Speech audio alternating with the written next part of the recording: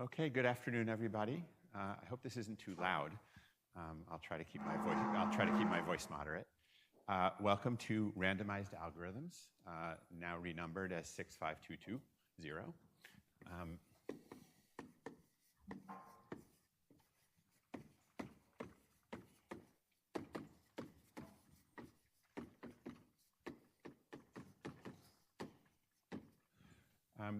This is a course which I last taught in 2021 during COVID over Zoom on an iPad.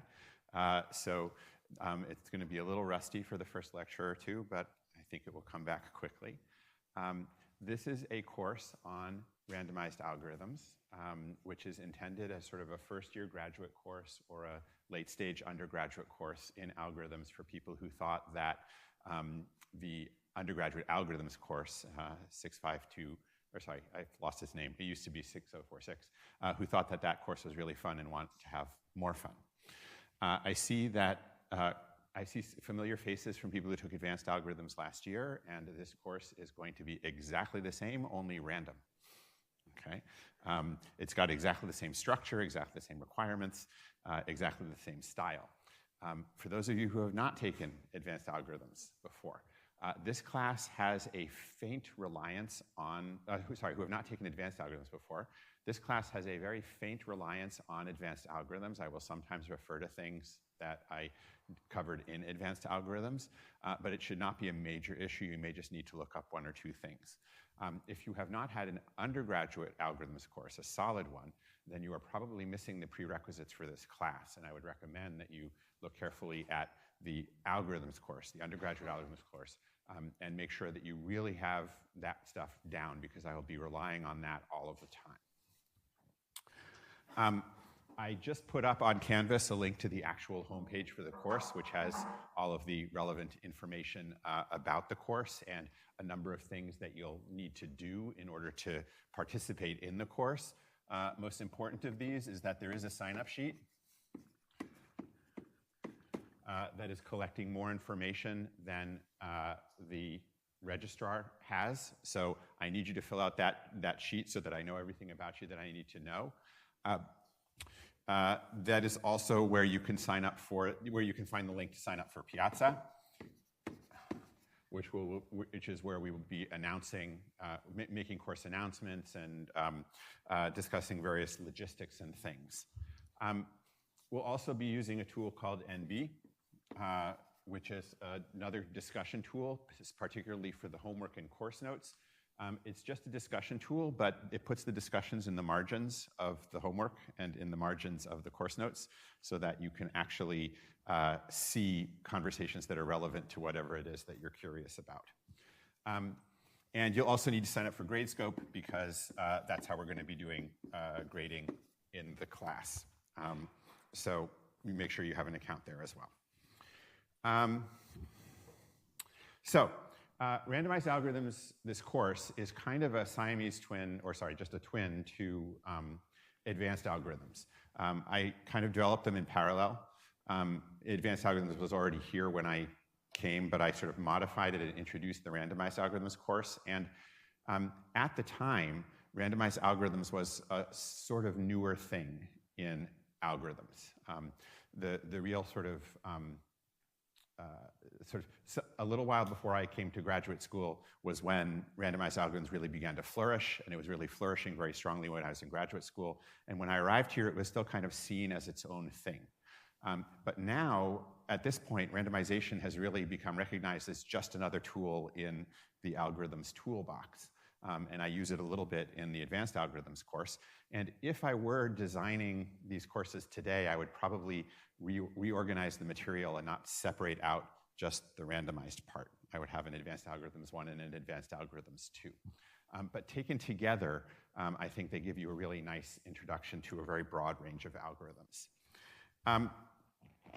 The algorithms in this course, compared to the algorithms in advanced algorithms, I find that they are generally simpler algorithms with more complicated analysis. Because this is one of the things that randomization gives you, is that it gives you a collection of really interesting tricks that you can use to get pretty nifty algorithms The hard part is then proving that they do what you want them to do. And so this course will be introducing you to a bunch of the techniques for creating randomized algorithms and some of the techniques for analyzing them. And that will rely only on very basic probability. And so, again, it's very important that you've had some probability. It's not important how deep that probability is. If you know about independence and expectation and are comfortable with those concepts and can work with them, then you're probably fine in terms of the probability background for this course. This course will have lectures in general on Monday, Wednesday, and Friday from 2:30 until 4 o'clock. I do this in order to front-load the lecturing. Towards the end of the semester, there will be no required lectures. Instead, you will have the time to work on the final project in the course. So we're going to do the same number of lectures, but we're going to do them faster. At the end of the semester, I will throw in some optional lectures for people who just want to hear more about algorithms, but there won't be any problem sets at that point. I'm sort of running through a lot of information now that's on the syllabus, but just to make sure that you're aware of it and know to look there. This is a course which is centered on problem sets. 70% of your grade is based on your problem set grade in the class. And the problem sets are challenging. They're not impossible. But if you want them to be a little less challenging, it's very important for you to collaborate. And I encourage collaboration in this class. I think it's much more fun, and I think you also learn better if you are working with other people on solving the homeworks. I do some research in education, and there's actually literature to back this up, that actually discussing material with other people is the very best way to learn. So I encourage that, but we also have a very specific collaboration policy about how you can collaborate. We do not want collaborations where one person is figuring out the answer and everybody else is listening. And that influences the way we do office hours. It also means that collaboration groups have to be small and that everybody is supposed to participate in the solving of the problems. And it also means that everybody has to write up their own solutions independently. And that does not mean you take home incredibly detailed notes and then translate them into English. It means you actually need to generate the solution yourself after you have figured it out with your collaborators. There are also going to be a small number of problems that you are required to solve without collaboration as kind of a check on yourself to make sure that you're not leaning too hard on the collaboration process. In addition to the problem sets, there's also a final project, which can be either a reading project where you will sort of read and explicate some very difficult papers, or a implementation project where you take some of the algorithms that have been developed and you try implementing them and see how they perform in practice, or a research project, quite open, where you work on something where randomized algorithms are pertinent. This might mean applying a known randomized algorithm to a problem in your own research area. It might mean developing a new randomized algorithm. It's really quite open. You'll submit proposals for your projects, and we will review them in order to make sure that they're suitable before you dive in on them. The last requirement for the course is peer grading. We are going to have each of you grade roughly one problem over the course of the semester under the supervision of the TAs. This class is too large and has too many problem sets for the TAs to be able to do the grading themselves. And so there will be a process for you to sign up for a particular week, and then the TAs will supervise you on grading a single problem from the problem set. In order to reduce the bureaucracy of extensions, we have a mechanism called slack points. You will receive a certain number of slack points that you can use for automatic extensions on problems throughout the semester. You should treat these slack points as extensions that you don't have to ask for. This means you shouldn't ask for them. You shouldn't email and ask if you can use your slack points. You should just use them. On the other hand, you should treat them as extensions. You should only use them in cases where you would actually need an extension. And if you run out of slack points and come asking for an extension, you're going to have documentation justifying all of the extensions that you previously took. So when you use a slack point, make sure that you sort of record why and have some backing evidence in case you run out of slack points and need to extend. We have enough slack points that sort of any sort of reasonable, getting sick, needing to travel for a conference, anything like that is easily covered by the slack points that we make available. And it would be really exceptional for anybody to run out for good reason. Yes. Since the last time I taught this course, there's this thing called AI. And so I now have an AI policy for the class. I teach a class during the fall during the spring on web design, where we really strongly encourage the use of AI in certain ways, because that's sort of the right way to do certain kinds of software development. However, this is a class which is aimed at training you how to think. And if the AI is thinking for you, then you won't be learning how to think. And so in this class, the AI usage policy is very strict. You can't use AI on the homework at all. Okay? You're welcome to use the LLMs to study the material. You can upload the course notes. You can ask the LLMs to explain it better to you. You can ask the LLMs for more resources to help you learn more deeply about it. You can ask the LLMs to help you find papers that are pertinent to the material. But once you start looking at the homework, no use of LLMs whatsoever, no asking for hints, no asking for resources that can help you answer the questions, no checking your work using LLMs, no proofreading using LLMs, just no use of AI at all for your problem sets, okay?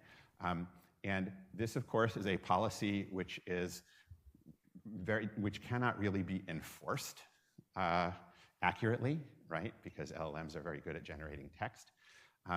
I happen to have a lot of trust in MIT students that they generally do the right thing. And so I'm comfortable with this policy. I will say that with respect to our collaboration policy and also this AI policy, every couple of years we find somebody who's violating it. And for the collaboration policy, we can sort of deal with violations in a relatively discrete manner. If you violate the collaboration policy on a particular problem set, you'll probably get a 0 on that problem set. But for AI, it's much too complicated. If I find evidence that somebody's been using AI, it sort of calls all of their work into question. And so I will simply be failing people in the course if I find any use of AI. And I had to do that for a student last year. And I hope that I don't have to do it this year. Okay? So I think that's all of the logistics, or the high points of the logistics. There's a syllabus and information page on the course website, which goes into a lot more detail about all of this, and I would like you to all read it through carefully. In respect to the policy, there's an important reason for you to read it through carefully. Problem set 1, which is going to be out today and due in a week, has as its first homework problem an analysis of the course policy. Okay? You're going to need to go through a number of scenarios and indicate whether they are violating the course policies or not. And in order to pass the course, you have to answer everything correctly, but you can submit it as often as you like. Okay? And this is simply so that I can make sure that absolutely everybody has read the course policies without any question. All right? So that's it for the logistics, I think. Are there any questions? No? Okay. I should say another reason to sign up for the course is that we are going to begin scheduling office hours, which are going to be helpful for you for solving the problem sets. And so you want to be there when we're doing the office hour scheduling. Okay, good. Now that that's all out of the way, let's actually start talking about the material of the course. As I said, we're going to be studying randomized algorithms. And so what is a randomized algorithm? Well, it's just any old algorithm that makes random choices at some point during its execution.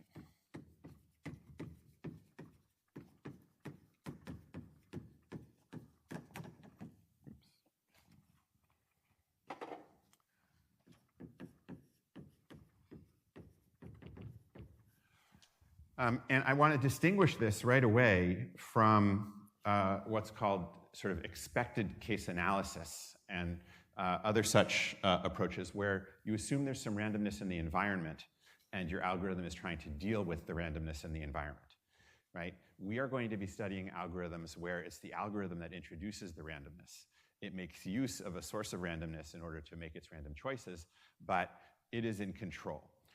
And the difference is that when you start talking about expected case analysis, you have a modeling problem of deciding what is the distribution of things that are happening in the world. In randomized algorithms, there is no modeling problem because we are choosing the distributions that we want to work with. Okay, and so it's not debatable as it is if you're doing some kind of expected case analysis. Why do we use randomized algorithms? Well, several reasons.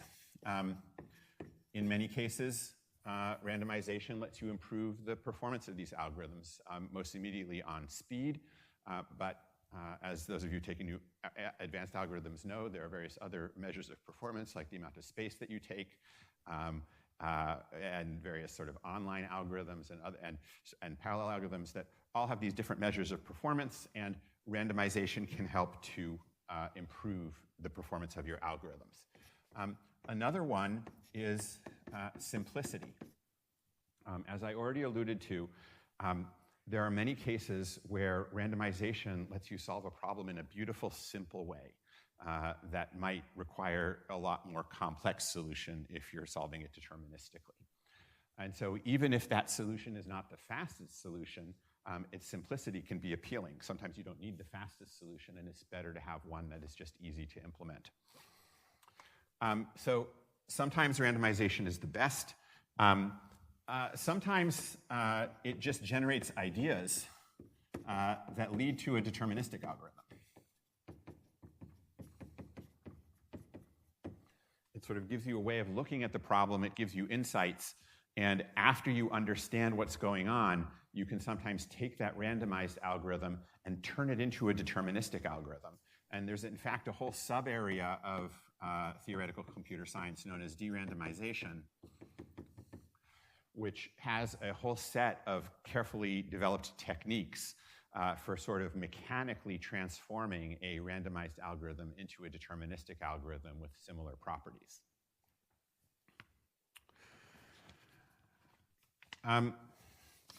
Now, another thing I'll say is that randomized algorithms are a really nice thing in theory, but in practice we don't have any because we don't generally use random numbers in our computers, right?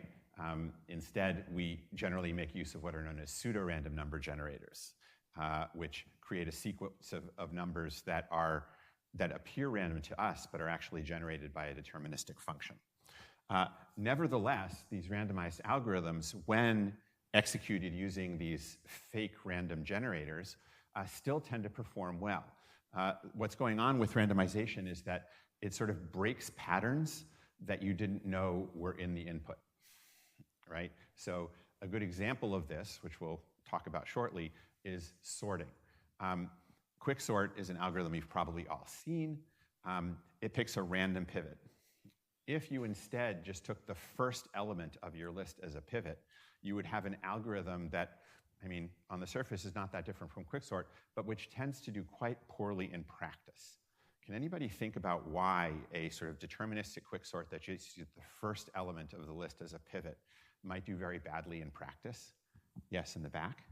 Well, there are some inputs where this would be very bad because the pivot, for example, if the person who's using the algorithm inputs an almost sorted list, then most of the time the pivot barely even moves. Exactly. So the first thing you said, that there are some inputs that are bad, that is true also for randomized algorithms. Okay, for any particular set of choices that a randomized algorithm makes, there are bad inputs for those choices, and we will flesh this out over the next couple of lectures. However, those bad inputs are sort of arbitrary and not the things that you would expect to arise as a matter of course. On the other hand, the second thing that you said, that if you pick the first element, you get something that's really bad on an almost sorted list. Well, almost sorted lists show up all the time because you're often sorting something that you just sorted a few minutes ago and have perturbed a little bit. So a randomization is a way of saying, I don't want to give you an algorithm that is specifically bad on sorted lists. I want it to be bad on sort of unpredictable, weird lists because that is going to do better in practice. There's another sort of story I can tell about this. I got contacted many years ago by the director of the Belmont Public Schools about their school lottery system. Because after their lottery one year, a parent had complained because they had found out that the lottery was run using a pseudo-random generator. And they were upset that the lottery was not actually random, right? And they were afraid that this might have harmed their child in some way. And so we had a quite interesting conversation, but the point that comes out of it is that what was important in that lottery was not that it be random, but that it be unpredictable, right? That there be no pattern that would allow a parent to manipulate the system in order to get their kid into a better school, right? And the sort of pseudo-random, fake random generation that we use in computers is enough for that in general.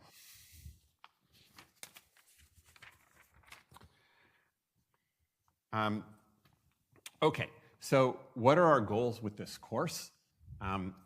Well, we are going to introduce you to randomization as a general technique.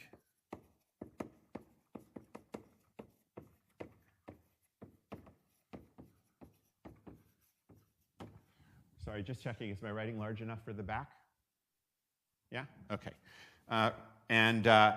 The set, and this is both algorithmic tools, ways you use randomness, and also analytic tools, how you understand the behavior of those tools.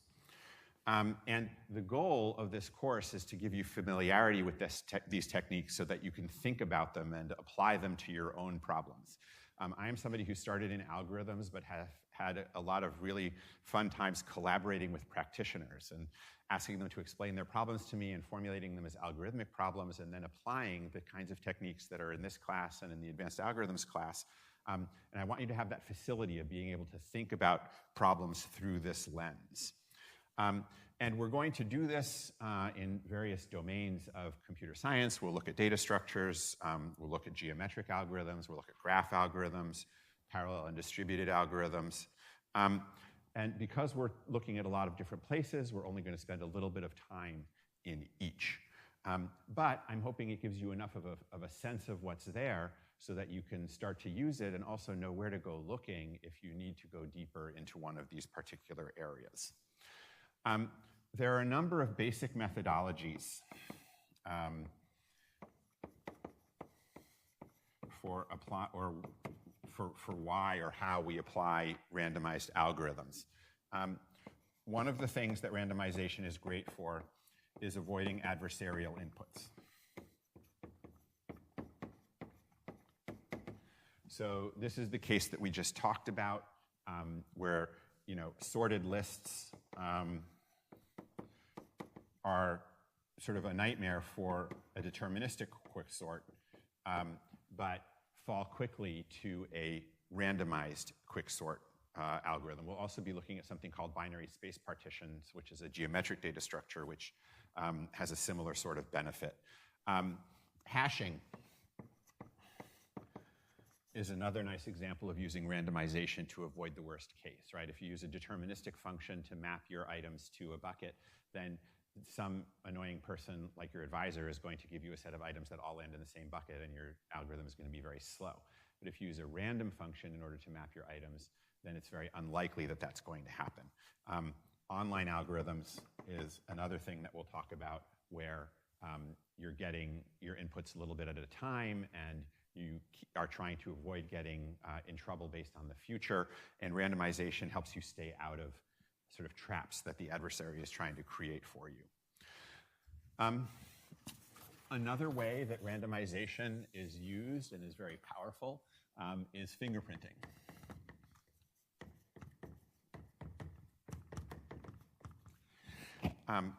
There are many cases where you have a big complicated thing like a gigantic file, and you want to create some short summary of it that allows you to detect whether that file has, for example, been changed.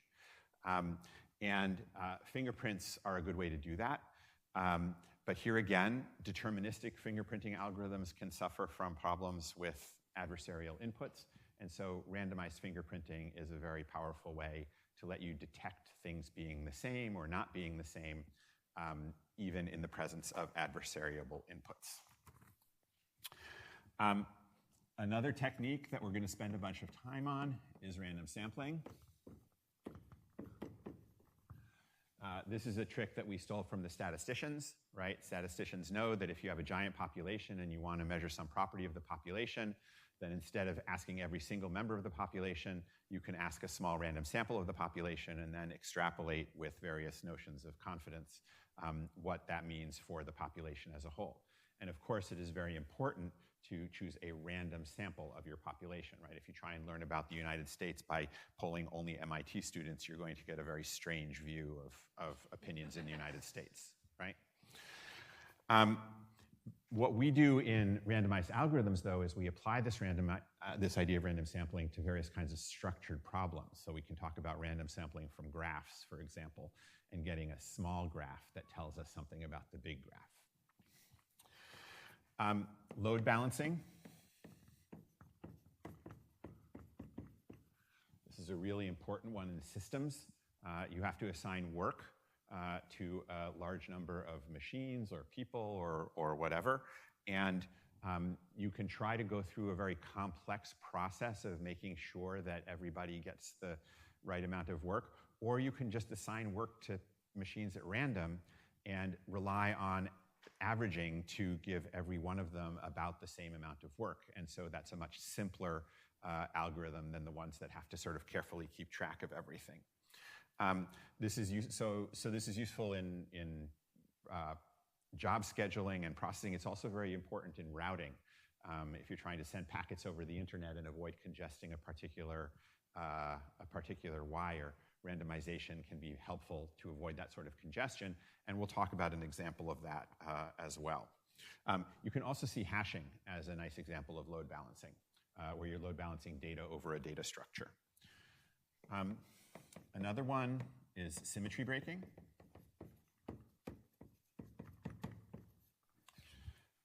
This is where there are a number of interesting problems where it's easy to solve them if the solution is unique, but if there are multiple solutions, they interfere with each other and make it hard to detect any of them. And so randomization becomes an interesting way of making all but one of the solutions not optimal anymore.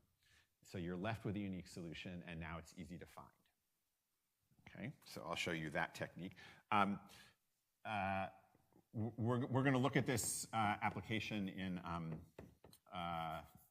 in bipartite matching. There's some beautiful work on symmetry breaking for bipartite matching.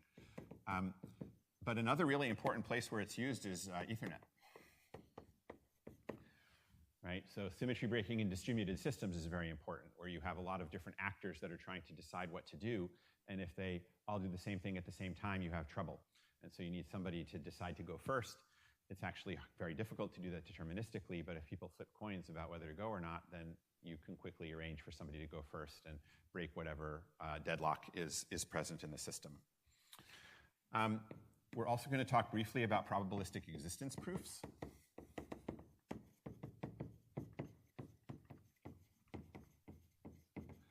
So sometimes in theoretical computer science, it's important to prove that some kind of object exists. And one way to do that is by carefully constructing the object. But what we will see in this class is that sometimes you can just say, imagine a random object and then prove that it satisfies the properties that you want. And what's very strange about this is that you don't actually have the object when you're done, right? You just say that if somebody created an object at random, it would have the properties that I want. They might not even be properties that you can check for, right? But you can say that they're likely to be, that it is likely to have them. And so that proves that the thing that you're interested in exists. This is used in an area called Ramsey theory, for example, to prove that there are certain graphs with very strange clique and independent set properties. All right, so that's this sort of general collection of techniques. Now let me also, there are also sort of what probability that we use. And honestly, in this class, there are only about 5 basic principles of probability that we'll be using over and over again. It's just about using them cleverly. Today, we're really only going to use 2 of them. One of them is linearity of expectation. And the other is the notion that you take products of event probabilities.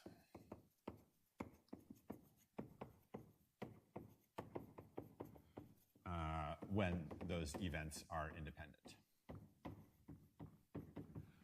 Okay, and so this is the level of stuff that I'm assuming that you know, and we are just going to go ahead and use it.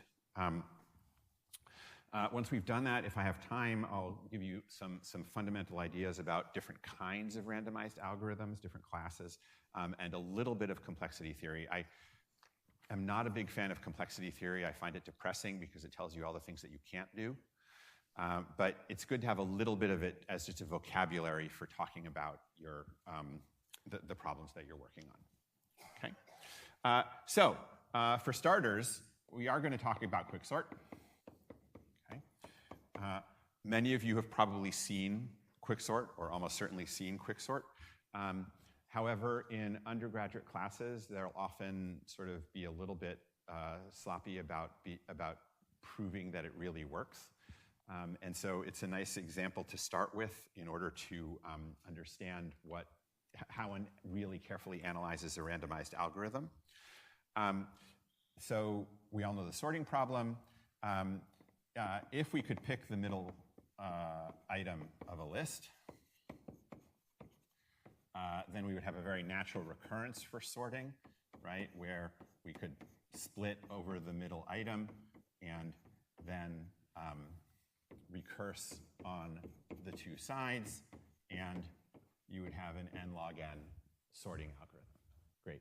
And in fact, there are algorithms for picking the middle item of a list, right? There's a median finding algorithm that runs in linear time and will give you the middle item of a list. And so you can implement Quicksort deterministically using this deterministic median finding algorithm to get that perfect pivot and then partition the list. However, that's a ton of work. It's a ton of work to implement, and it's also going to have poor performance in practice because the constants will be very poor, right? So we want an easier approach to picking a pivot, and randomization is a nice approach because you don't need exactly the middle item to be the pivot, right? Any item that's somewhere near the middle is going to give you roughly the same kind of divide and conquer behavior, and if you pick a random item, it's probably going to be somewhere near the middle. So the odds are in your favor. But let's do a formal analysis of this. How would we analyze? So let's imagine that we pick a random pivot in each divide and conquer step. And let's try to bound the expected number of comparisons that you make during the entire Quicksort.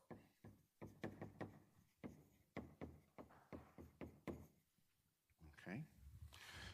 How do we go about doing that kind of analysis?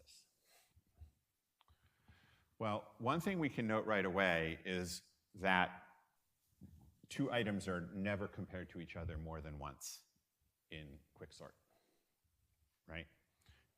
Once you compare them, it means one of them was the pivot, and it doesn't participate in any other comparisons afterwards. So when we say here number of comparisons, we really are just talking about the number of pairs that get compared to each other at some point.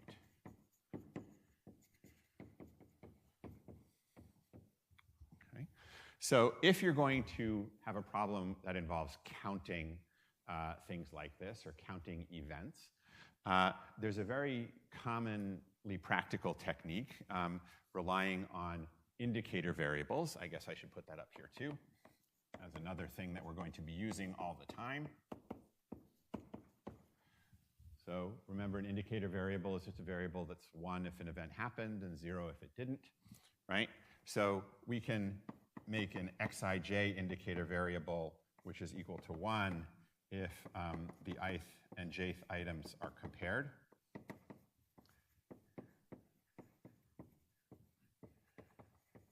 During a Quicksort execution. And so if I understood the xij indicators, what would that tell me about bounding the expected number of comparisons. Yes? Exactly. The point is that the total number of comparisons is just equal to the sum of these indicator variables. Yes? If the ith and jth items, right? So I have subscripts I and j, and so I'm just having an indicator variable for the pair that is 1 if they were compared. Okay? So if the total number of comparisons can be written as this sum of indicator variables, it means I can put an expectation around both sides. And now I can use linearity of expectation to move that expectation inside of the sum. And that, what is the expectation of an indicator variable? Yes? That's exactly right. So this is just the probability that I and j are in fact compared, right? So, you know, I find this a very, I mean, there are many ways to analyze Quicksort, but I find this a very elegant one because it doesn't worry at all about the sort of the recursion tree or anything like that. It just shows you that you can really just focus attention on specific pairs of items. And if you can just figure out the probability that each pair is compared, it doesn't even matter what the shape of the recursion tree is, you know the total runtime of the algorithm. Okay.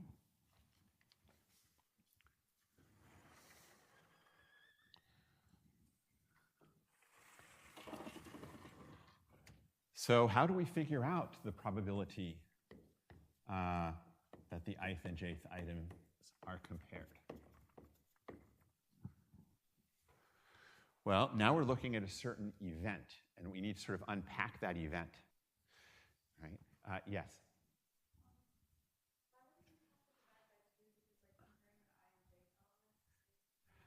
Very good. So this is a good thing for me to get sort of out of the way at the beginning. Because this is a algorithms class and a graduate algorithms class, I am going to be assuming O's everywhere, right? So we all understand asymptotic notation. We all understand that constant factors don't matter in a theory class. And so there will be many places where I don't even bother to write them down, right? So here we are only talking about the asymptotics of the runtime of the algorithm. And so yes, you are absolutely right that if I was going to really be counting the number of comparisons, I would be needing to divide by 2 because of or I would need to just look at cases where I is less than j, right? But that's only a factor of 2, and believe me, we're going to have much larger factors in this class than 2. So not something to worry about, okay? I should also, I forgot to say this, I love questions during lecture. If I don't get them, I assume that everybody is bored and I speed up, okay? So if you are confused, you should definitely ask me a question in order to prevent me from going faster and confusing you more. And if you are so confused that you don't know what to ask, you should just raise your hand and say, I'm confused, could you say that again? Okay, that is always a safe question to ask. Okay, and so please do that. It's the only way I have of measuring my pace. Okay. All right, so what needs to happen in order for elements I and j to get compared? Yes? Good. So I and j only get compared when one of I and j is a pivot, right? That's the only comparing that happens in Quicksort, right?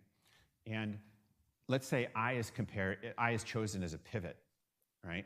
The only way that j is going to be compared to I is if j has not already been separated from I by a previous pivoting step, right? So let's say, without loss of generality, I is a pivot, right? That's a first necessity for this comparison to happen. And the other necessity is that nothing between I and j was previously chosen as a pivot.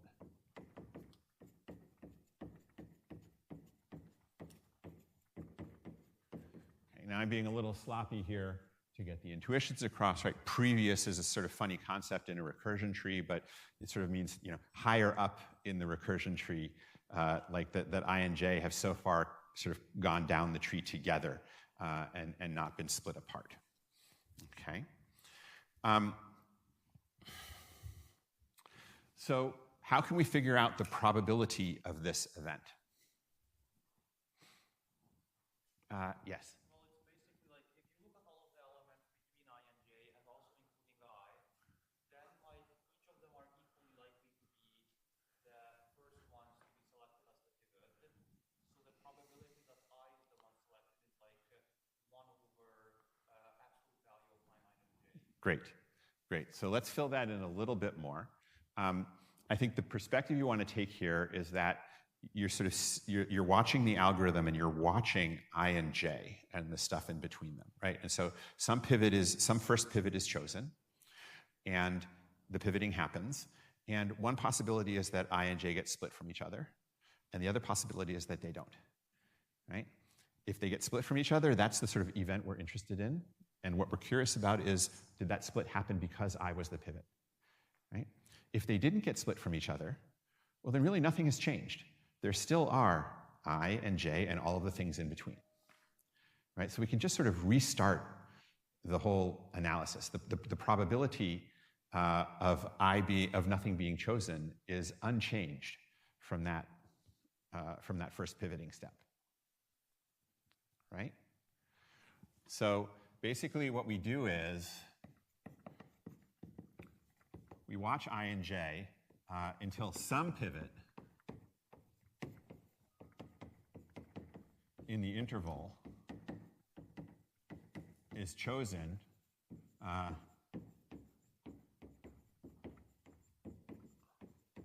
and separates them.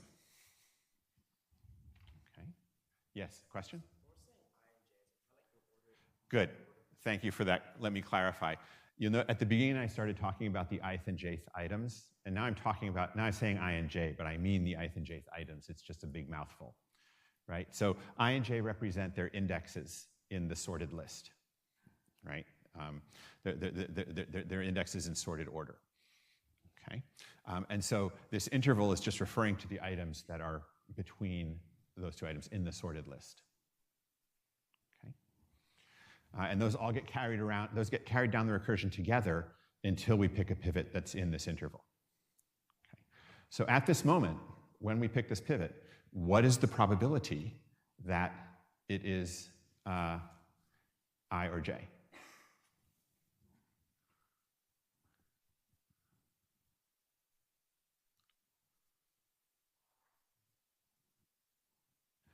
Yeah? 2 divided by the absolute value of J minus I. Exactly. The probability that the pivot we've chosen is either I or J is just 2 divided by the difference between J and I plus something. Is it 1 or 2 or 1? Okay. See how much I trust you, MIT students? Does that make sense? So this really completes the analysis of the probability that I and J get compared to each other.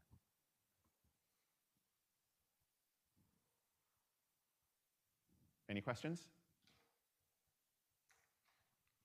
So I'm curious, for how many people was this the way Quicksort was analyzed in their undergraduate class? Isn't it prettier? Right? This is what I love about thinking about randomized algorithms, is that they can make for really beautiful solutions. Okay, so now we have this formula. So now the expected number of comparisons can just be written as the sum over pairs of this number. Right? Actually, let me be a little more careful here, just so that things come out properly. So this is going to take care of that factor of 2 that you mentioned, that I'm going to look at i's and j's that are bigger than I so that I don't double count, right? That means that I can get rid of the absolute values because I'm assuming that j is bigger than I.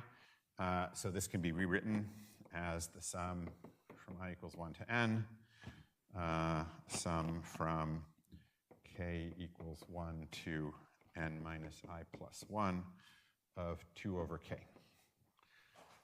right? Basically over here we have 2 over 1 plus 2 over 2 plus 2 over 3 and so forth, up to some limit, right? Now, what is this inner quantity? We've seen that before. Yeah? Exactly. This is one of those harmonic numbers, right? So this is the sum from I equals 1 to n of h sub n minus I plus 1 times 2, right? So we basically have n harmonic numbers. They're all, I mean, the big ones are all about the same. This is approximately 2n times the nth harmonic number, which is order n log n, and we're done. So all the work went into analyzing a single comparison, and then we just had this very straightforward math step to finish. Okay. Yes?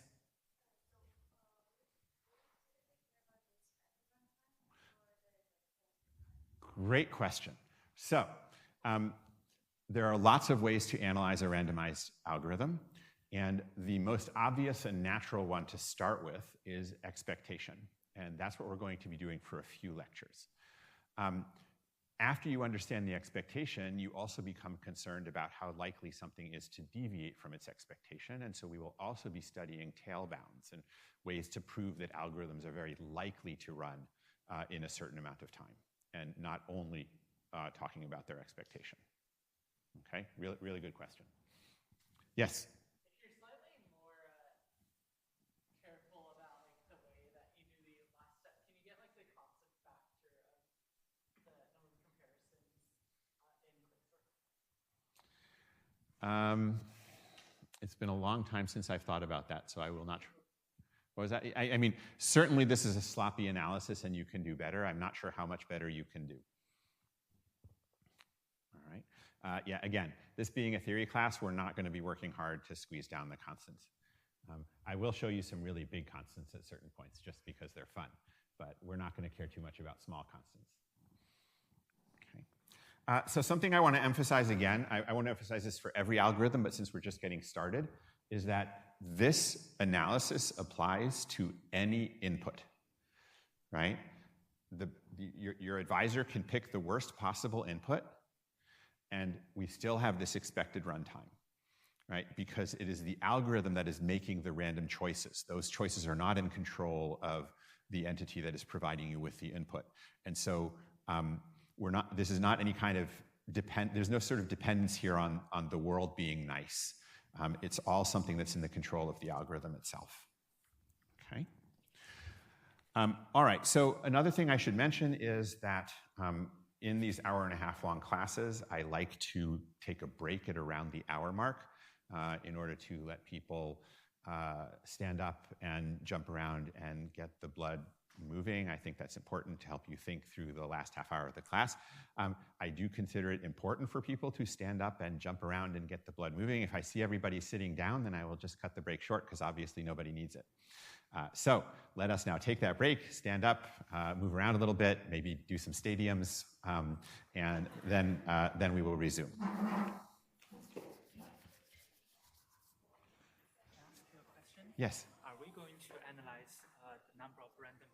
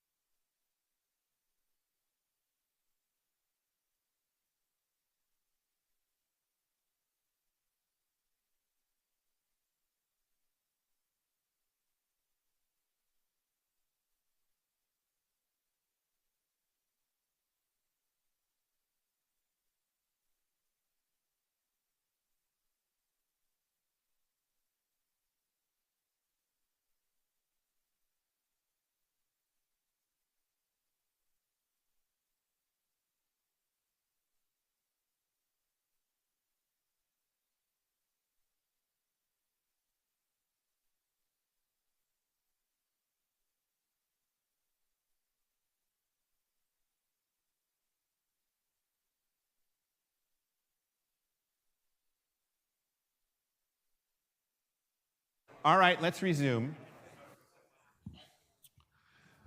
I want to give you another example of a quite similar analysis, just for practice, but it also gives me a chance to introduce you to kind of a nifty data structure that you haven't seen before, called binary space partitions.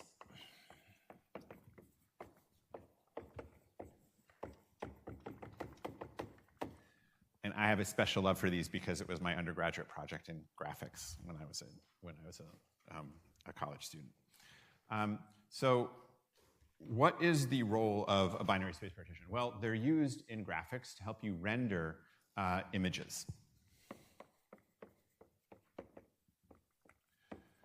And an image for this application is a collection of polygons.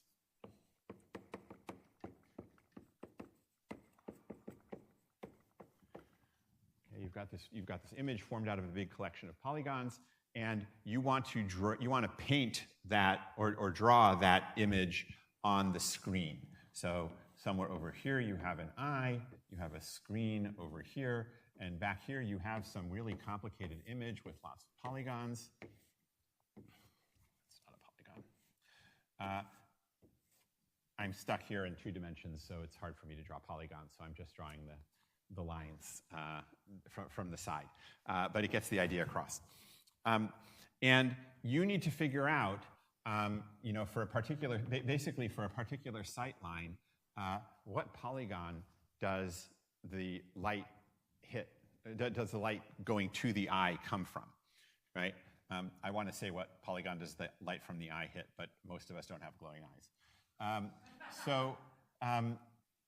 We've got all these different polygons that might be the thing that the eye sees, the first thing in view as you trace a line out from the eye.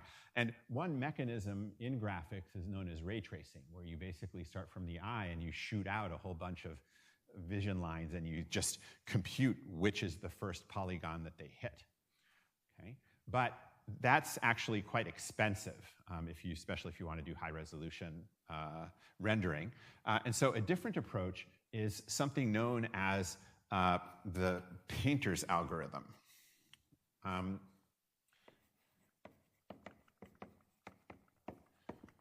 Which is to simply draw all the polygons on the screen from back to front.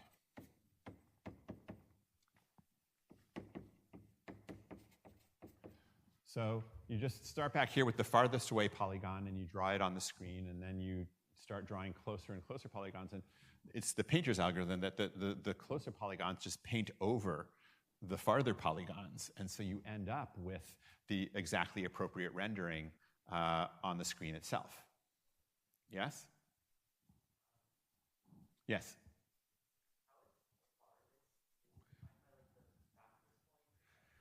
Great. So we have to define far, right?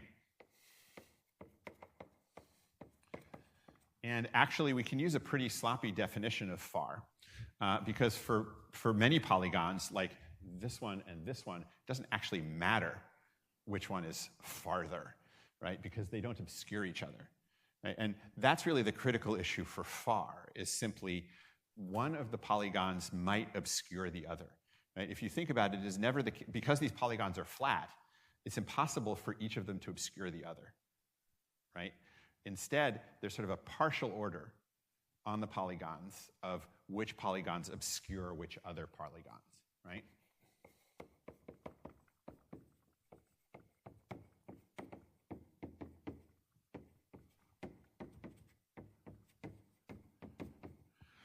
And we really just need to paint in some order that respects that partial order.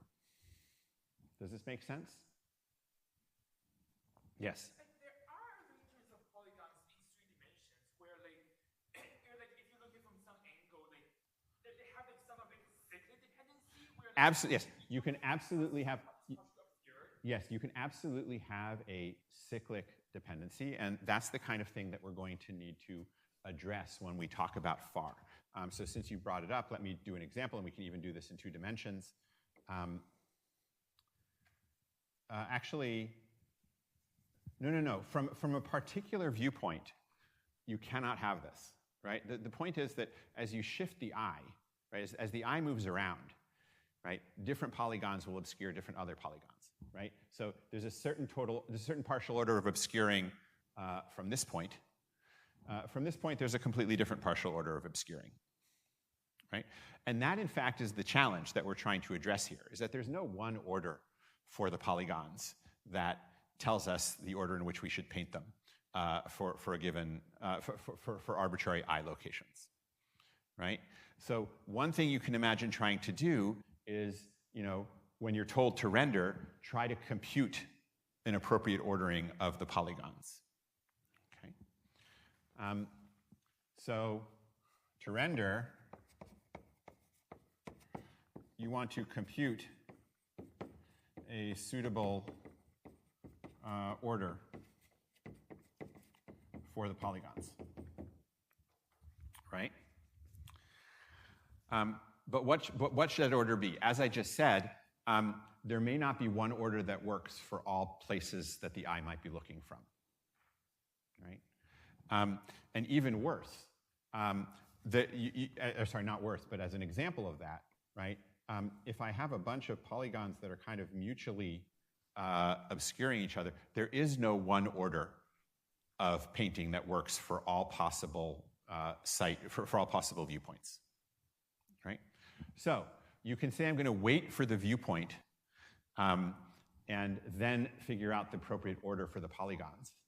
But what the graphics people figured out is that something that sometimes works better is to develop a data structure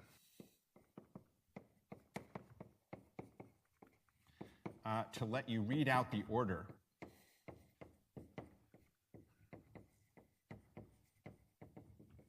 quickly.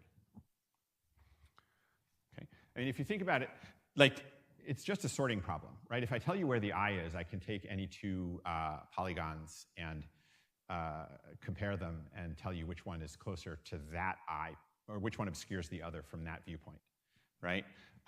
It's a slightly harder sorting problem because it's a partial order, and so you try and compare two polygons and you have no idea which one, like, you don't have a definition. You have to define obscuring. But we're going to do that. But that's a bunch of computation that you're doing at the time you're trying to render. The hope is that you can build a data structure that will let you read off the order more quickly at the moment that you need it. Okay? And the data structure that they came up with is this thing called, yes, a question? Oh, so if your eye is here, right, then I probably want to go so I probably want to paint this, and then this, and then this, and then this, right? But if my eye is over here, then I'll want to paint this, then this, then this, then this, right? Basically, I'm just getting closer and closer to the eye as I paint. Okay. All right. So the graphics people developed this data structure called a binary space partition tree.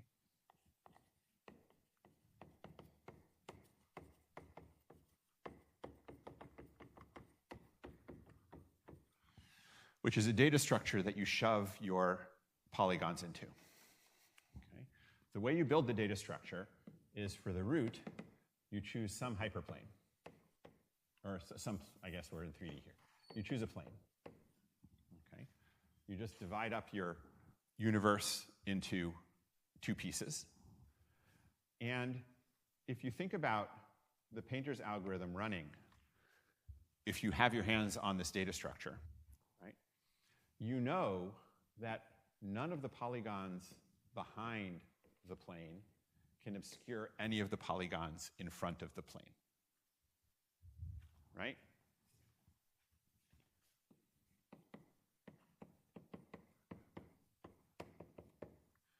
The polys behind the plane cannot obscure those in front. So you have a nice starting point for your painter's algorithm, right? You know that you should first paint the things on the far side of the plane, and then paint the things on the near side of the plane. How do you solve those two subproblems? Well, recursively, of course. You divide each half using another plane, most of the plane, a lot of the plane doesn't matter because it's on the far side of the root plane. But you can see that you can sort of continue this division, right? And this gives you a tree. And you get a tree of dividing planes.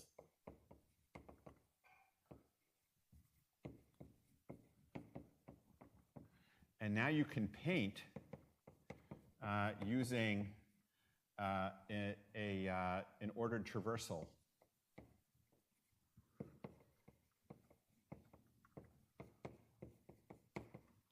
of this tree, where you use the far side of the root plane first. Yes? So I should see some hands because I've covered up a problem here. Yes? Okay, so what if there's a polygon right on the plane, like that? Well, that I'm going to say just can't happen because it's probability 0. Or like, you know, there's just, you're not going, actually, no, let me give you a different answer. This is the pivot, if you think in terms of quicksort, right? This should be done after the back half of the plane and before the front half of the plane. Okay? Yes? Well, there is that detail, yes. How do we pick a plane? There's even a worse detail. Can we pick a plane that divides up the polygons? Yeah? Yeah, I drew this plane very carefully and I didn't hit any of the polygons. If I hit a polygon, what do I do? Or what happens, right? So this is the main problem with binary space partition trees. You have a problem where the dividing plane hits a polygon. Now, it's not an insurmountable problem. What I can do, how can I address that problem? Yes? You could try like cutting the polygon. Yeah, just split it. So what I'll do is I'll just sort of rewrite history and say, oh, no, that wasn't one polygon, it was 2 polygons, right? That just happened to be separated by exactly the plane that I chose. Okay, problem solved, right? Yes? Yeah, there's this, like, if I end up cutting a lot of polygons, I'm going to end up with a data structure that has far more than n nodes in it. If I start with n hyperplanes, with n polygons, cutting will increase, right? If I don't cut anything, then the number of leaves in the data structure will be equal to the number of polygons. But if I cut, each time I cut, it will increase the number of leaves. And if I'm going to be traversing this tree, then having a large tree is going to make the traversal slower, right? And if the tree is too big, I've lost all the benefits of being able to do this kind of, all the benefits that I'm hoping for from this data structure. Clear? So the goal is to figure out some kind of binary space partition with few cuts of polygons. Okay.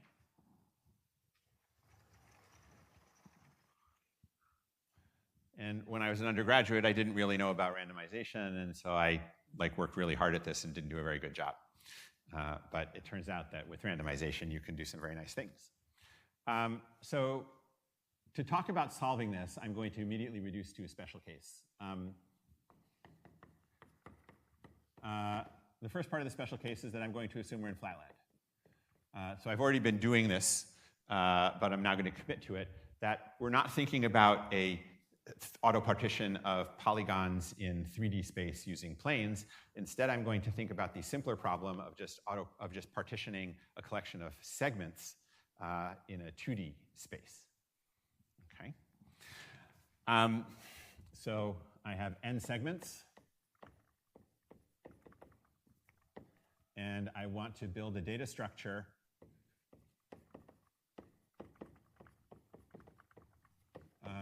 via separating lines. Okay, now which of the uncountably many lines might I use in order to do the separation? I'm going to look specifically at what are called auto partitions, where the line are segment extensions.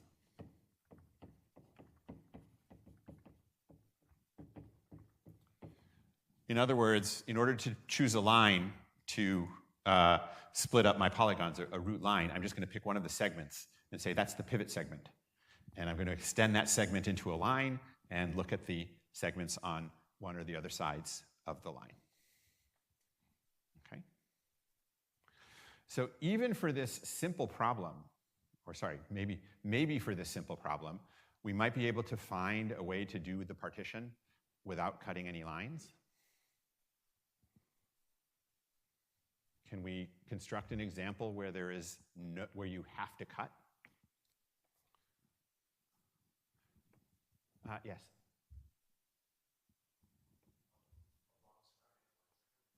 A box surrounding a line segment. Great. So, right, that would be an example, right? Well, sorry, you can make sort of a degenerate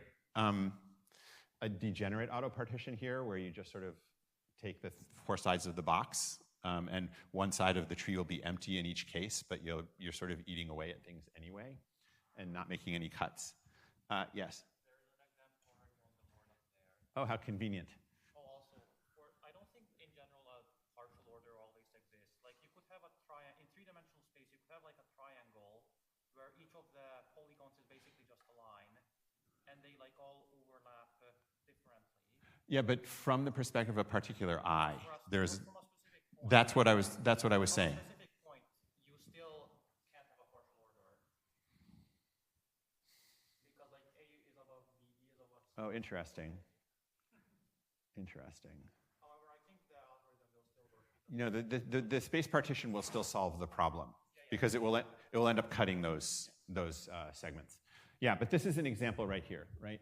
If you're going to make an auto partition, then no matter what segment you choose, it's going to cut another one, right? However, we might still hope to get not too many cuts, okay? And it turns out that one nice way to do that.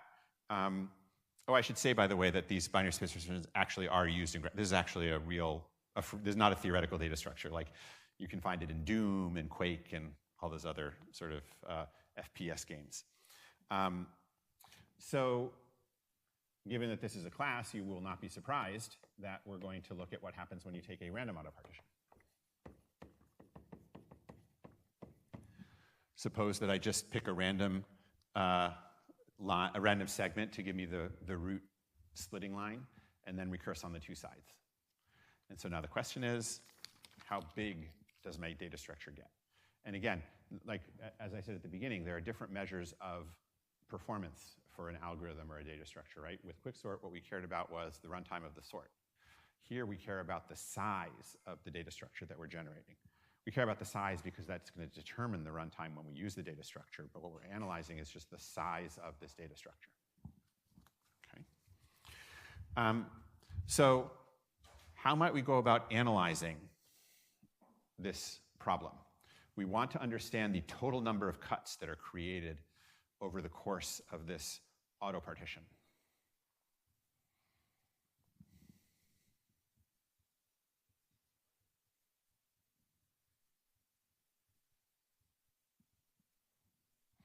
Yes? We can create an indicator variable for each like pair of line segments, such that it's true if like the first one cuts the second one. Great. So amazingly, we're going to apply a technique that is remarkably similar to the technique that we just applied to Quicksort, right? Funny how that worked out. So we can say that the total number of splits or cuts is equal to the sum over all pairs U and V of an indicator variable, which I will write in this nice picture, right? This means that the line extending from U cut the line extending from V. right?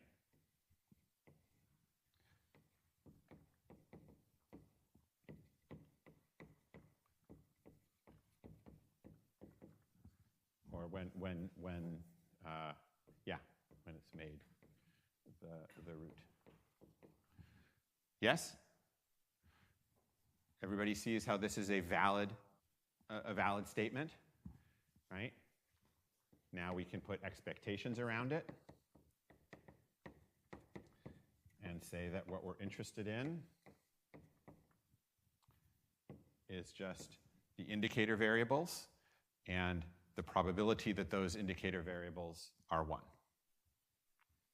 right? So how do we analyze the probability, how do we analyze this sum of probabilities? Well, it's very similar to what we did with Quicksort, except we don't have a built-in total order, but we can kind of create one, right? So what we can say is, given U, let's imagine extending its line in one direction. Okay, it will hit various other segments in some order.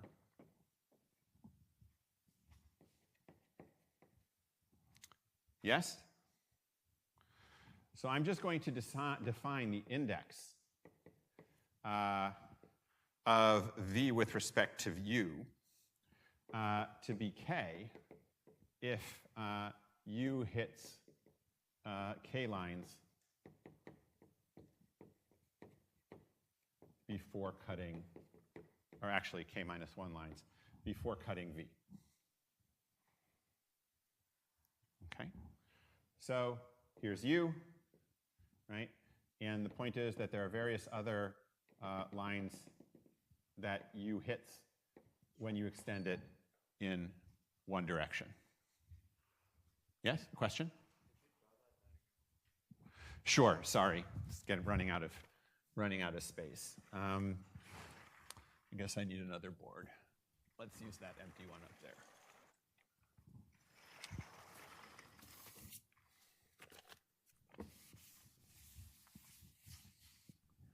So the picture is I've got this line U, and then there are various other lines that it's going to hit as I extend the line out of U. And so this segment has index 1, this segment has index 2, this segment has index 3. Yes, a question? When you say the other lines, are they extended from the segments? No, these are the segments themselves. Okay. And so it's important to notice that there will be other segments that never get hit, right? They cannot be cut by U. So they don't actually matter in the analysis. We know that their indicator is 0, right? Now notice, though, that U has 2 directions. So there's going to be another 1, 2, 3, 4 segments in the other direction, right? Now I claim that the probability that U does cut V can be analyzed very similarly to the way that we analyzed our Quicksort indicator variables. Can anybody see how to do that? Under what circumstances is U actually going to cut V as I pick these random pivots? Yeah? Go ahead.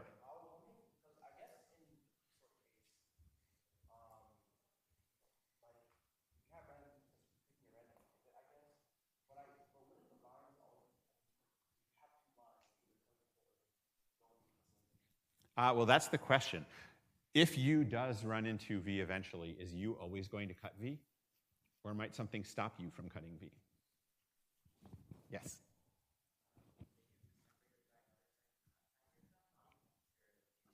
Exactly, right? If you pick a different segment first, it will separate U from V before U has a chance to cut V. Right? And this is very similar to what we saw in Quicksort, right? And the analysis goes exactly the same, right?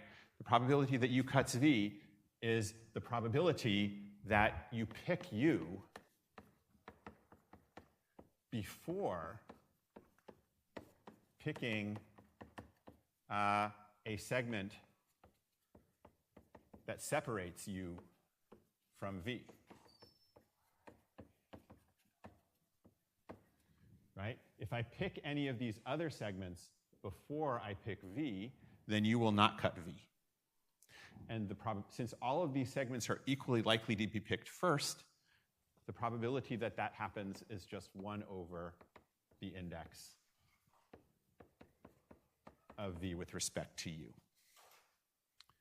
Okay? And so we have here a probability, right? This is going to get cut.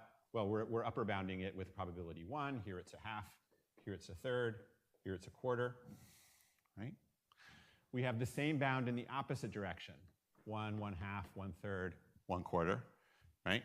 We sum all of these indicator variables, and we find out that the sort of total number of cuts that U is expected to be responsible for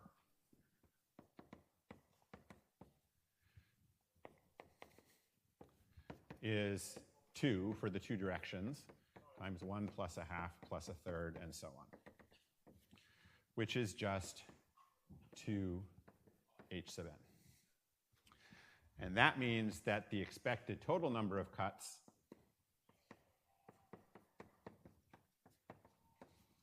is at most 2n h of n, which is order n log n. So this random auto partition of your segments gives you a data structure of size n log n. If you think about it, it only takes you n log n time to sort the lines. And so it's not like this theory result does not say the binary space partition is fantastic. But the theory result does say that the binary space partition isn't bad. And in practice, the binary, right, you tend not to have this worst case. There's a lot of structure in the diagrams, and you can often find very nice separating planes that don't cut a lot of polygons, and therefore this does work well in practice. You can, of course, generalize this analysis to the 3D case, and I encourage you to think about how you might do that. So wrapping up, remember to sign up for the class. The first problem set is already posted on NB. It's a little bit, what I try to do in general is have the problem set cover material from like up until the Wednesday when it's released, and then maybe one problem from Friday. Because we don't have a past week, this problem set has a little bit more that will be covered on Friday, but we should be through with everything by then, and that'll give you time until next Wednesday to complete the problem set. Are there any final questions? No? All right, then I will see you on Friday. Sorry, go ahead.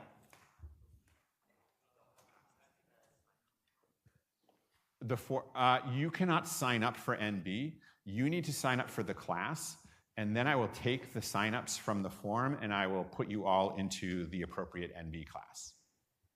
Yes? The Google form isn't working?